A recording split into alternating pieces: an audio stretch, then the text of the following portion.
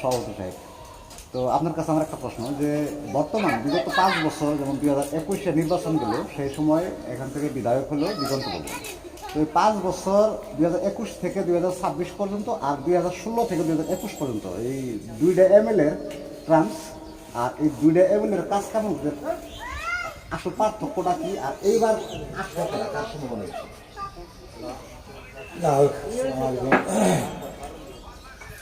এবার আসাটা তো বাংলাদেশে 100%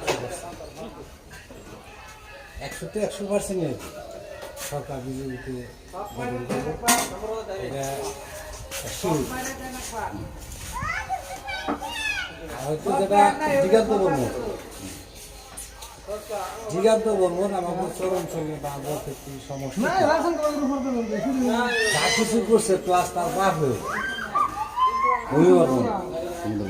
সব মুসলমানের ক্ষতিকর আর যত হানি ক্ষতি এনেই করে গেছে। এখন হয়তো আমরা আমাকে বোঝা ভুল আসা আমরা এখন করছি, আমাকে ভুল শোধনী করতেছি। আমাদের লোকেল মিলিয়ে নারায়ণ বেকারদের উনি আমাকে জাগার সুযোগ্য সন্তান, হয়তো আমাকে সবসময় ভালো হয়তো কামনা করে। আর আমাকে সবের দিকে চরঞ্চলের দিকে হয়তো উনি সবসময় ভালো হতেই চলে, আমাকে ভালোটাই কামনা করে। যার জন্যে আগামী হয়তো 9 তারিখে আমার হয়তো যারা স্বাধীনতা ভোট প্লাস আমার হয়তো দেশবাসী সমগত বন্ধু বান্ধব যা আছে তাদের এই নিয়ে খুশিতে হয়তো প্রতিদিনের ছবিতে হয়তো আমারও আর এই অঞ্চলের সবই না বলে ধন্যবাদ। আমরা তারপর আরেকটা কথা আমি শুনি যে 2016 থেকে 2021 পর্যন্ত বিধায়ক আছেন নারায়ণ বেকার।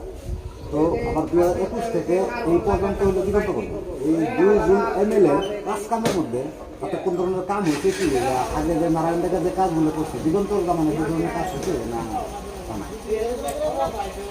দিগন্ত জামানায় হয়তো একটা কাজই হয়েছে, উনি যখন ইলেকশনের টাইম হয় দুই একটা মিটিং করছে।